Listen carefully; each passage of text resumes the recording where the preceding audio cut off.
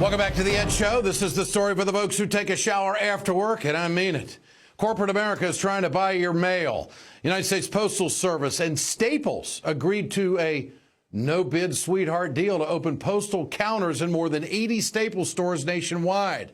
Members of the American Postal Union Workers Union, well, they're not real happy about it. We don't think that Americans want to trust their mail to corporate America. It should be in the hands of trained postal employees who are sworn to uphold the sanctity of the mail. The postal counters inside Staples stores are less secure than public offices and are staffed with low-wage Staples employees. The American Postal Workers Union, which represents 220,000 postal employees, is working to stop this from happening. Staples is after more money. They're getting discounted post office products. They want more people in their stores. And if they're not going to staff them with postal employees, then we want to take people out of their stores. It's about as simple as that. Well-paying union jobs definitely under attack. Earlier this month, Staples revealed it's planning to close 225 stores across the country over the next 2 years. 40 locations closed last year, and 40 other stores were downsized. The deal would put the post office at the mercy of Staples' bottom line. The American Postal Workers Union is planning protests from coast to coast on April 24th. And their president joins me tonight, Mark Dimondstein, who is the president of the Postal Workers Union. Mr. Dimondstein, good to have you with us tonight. Most of the deal was kept secret. And the United States Postal Service was forced to turn over documents about the deal after a hearing before the National Labor Relations Board. What were they hiding?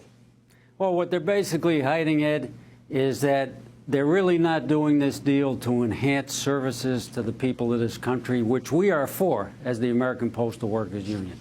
What the documents reflected is that they're really putting these postal units in Staples to lower wages, and that's what their document said. It's a smoking gun document. The documents also showed that they're discounting the product to Staples so that Staples can make a profit. We don't have the documents on how much because they're crossed out and so on and so forth. We're working on getting those, but both of those things are in the Postal Service documents that they provided the court.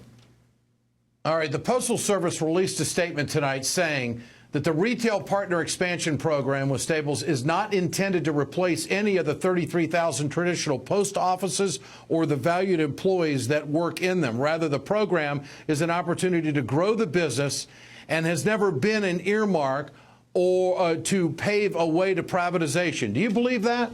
Not at all. This is a path to privatizing the retail services that people need and use every day, and the Postal Service's own documents contradicted that statement that you just read.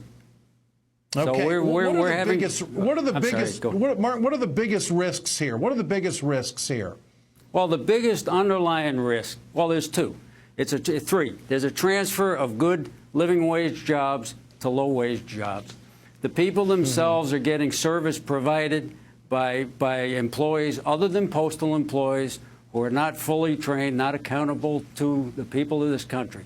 And the biggest underlying danger is that we can't have vibrant public postal services if decisions on where and if people get these services are made by people and entities as to whether they can make a quick buck.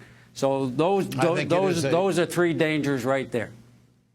And it is a slippery slope. We will follow the story in your protest coming up later on in the month. Mark Dimondstein. If anybody's interested, they can come to stopstaples.com for more information.